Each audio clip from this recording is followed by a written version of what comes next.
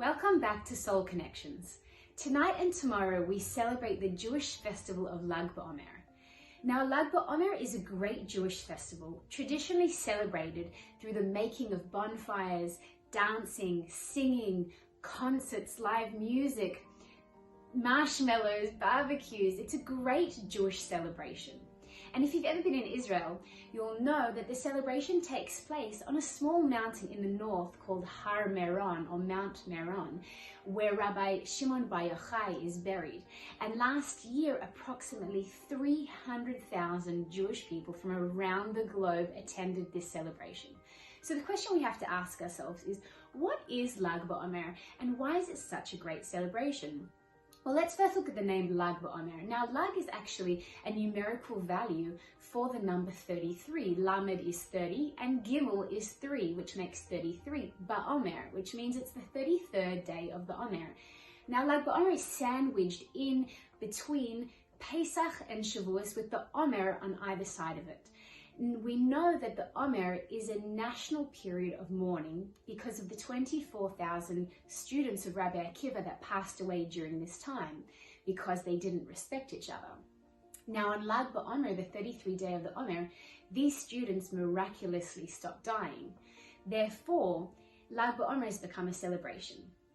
But the other reason of why Lag BaOmer is such a great celebration is because it's the passing, the anniversary of passing of a celebrated sage of the Mishnah, whose name was Rabbi Shimon Bar Yochai, also known as the Rashbi. Now, the Rashbi, some of you may know, was in hiding from the Romans who were attempting to kill him, and he hid in a cave. And in those many years that he hid in this cave, he was able to access deeper Jewish thought. Thoughts that none of us could access nowadays. But when he came out of the cave, he started to reveal these deeper ideas about the spiritual workings of the world and of our soul and of our effect on the world and our actions. He started to reveal all of these thoughts to those around him. Now, what he revealed is now known to be called the Zohar, which is the holiest book of the Kabbalah, as we know today. Many people do learn the Zohar today. And from here stemmed all other branches of esoteric Torah, such as Hasidism, Chabad Hasidism, and all other types of Kabbalah and Hasidus stem from the Zohar, so his original thinking.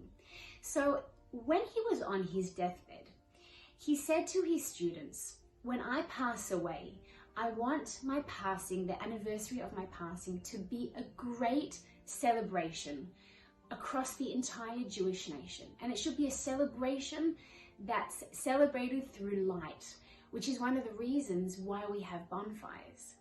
Now, the interesting question is that we don't really celebrate any other great sages passing in such a way other than the Rashbis. So there must be something in what he brought to the world and his mission and what his life stood for that causes us to create such a great celebration from it. So as we said before, the Rashbi revealed the Zohar, the inner workings of the world, the inner spiritual workings of the world into the world. He was the first one to draw down these ideas and to start to reveal it to the world. Now, the Rashbi had great insight into the future generations because he knew that there would come a time where the Jewish generations that were to follow would need understanding. They would need greater depth.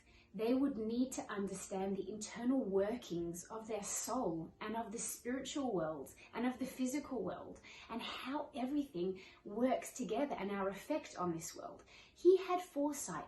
He knew that the generations to follow would need this to grasp onto. So therefore, he knew that at that time it was appropriate to start to reveal these deeper ideas. The Rashbi's message was very clear. We need to celebrate the fact that we have access to deeper Jewish thought. We need to celebrate the fact that we're Jewish, that we have a soul. We have a soul that's deeply connected to Hashem and to the Torah. and we need to celebrate the fact that we are so deeply connected to one another. The Rashbi had this foresight, and he revealed that into the world, and this is what he stood for.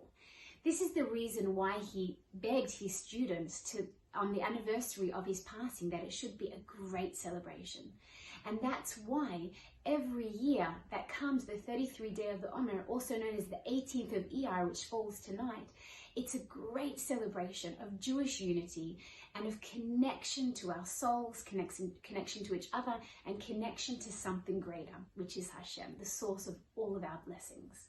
So that's why it's become such a great celebration on Lag BaOmer.